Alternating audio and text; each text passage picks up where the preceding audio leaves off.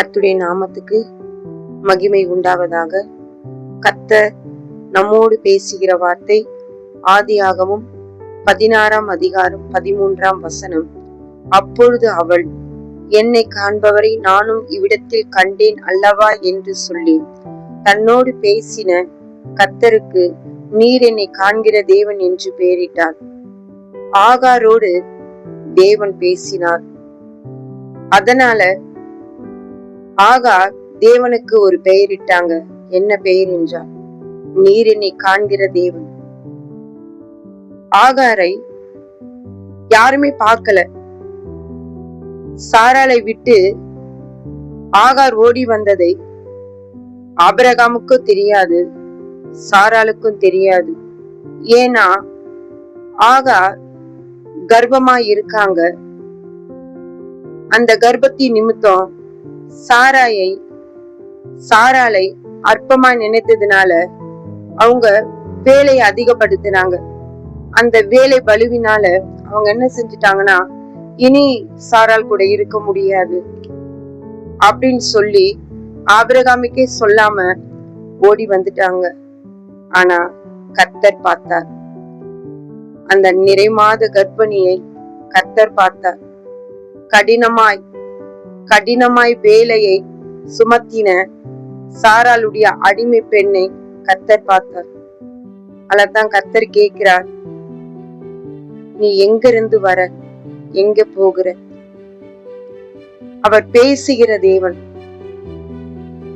கர்த்தர் ஆகாரோடு பேசினார். ஆகார் யார்? சாராளுடைய அடிமை பெண். தேவனை அறியாதவங்க. தேவனை அறியாத ஆகாரோடு கர்த்தர் பேசினார் என்றால், தேவனை அறிந்த நம்மோடு கர்த்தர் பேச வல்லவராய் இருக்கிறார். 7ஆம் வசனத்துல பாருங்க, கர்த்தருடைய தூதனானவர் அவளை வனாந்தரத்திலே சூருக்கு போகிற வழியருகே இருக்கிற நீரூற்றுண்டையில் கண்டு, சாராயின் அடிமை பெண்ணாகிய ஆகாரே, எங்கே இருந்து வருகிறாய், எங்கே போகிறாய் என்று கேட்டார். எவ்வளவு அருமையாய் கேட்கிறார், எவ்வளவு கரிசனையாய் விசாரிக்கிறார். ஆனாலும் அவர் பேசுகிற வார்த்தை சாராயின் அடிமை பெண் ஆகாரே. ஆபிரகாமின் மனைவியே என்று அவர் கூப்பிடவே இல்லை. ஆபிரகாமுடைய மனைவிதான் அவங்க. ஆனாலும் கர்த்தர் அந்த ஸ்தானத்தை ஆகாருக்கு கொடுக்கவே இல்லை. சாராள் தான் மனைவி. ஆனாலும் இரக்கமுள்ள தேவன், கரிசனையுள்ள தேவன், ஆகார் கர்ப்பமாய் இருக்கிறதை அவர் அறிந்து, நீ எங்க இருந்து வருகிறாய், எங்கே போகிறாய்?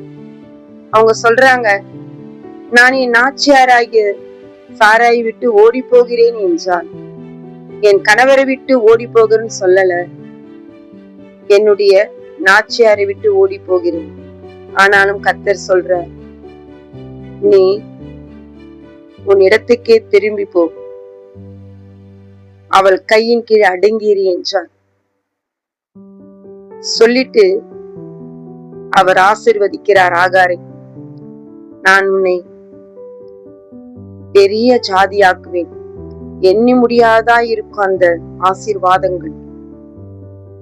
தேவன் பேசுகிற தேவன், நம்முடைய காரியங்களை வெளிப்படுத்துகிற தேவன். அவங்க ஏன் திரும்பி போனாங்க தெரியுமா? கர்த்தர் ஆசீர்வாதமான வார்த்தைகளை ஆகாருக்கு கொடுத்தார். அதனாலதான் கடினமாய் நடத்தின சாராள் இடத்திலே திரும்பி போனாங்க.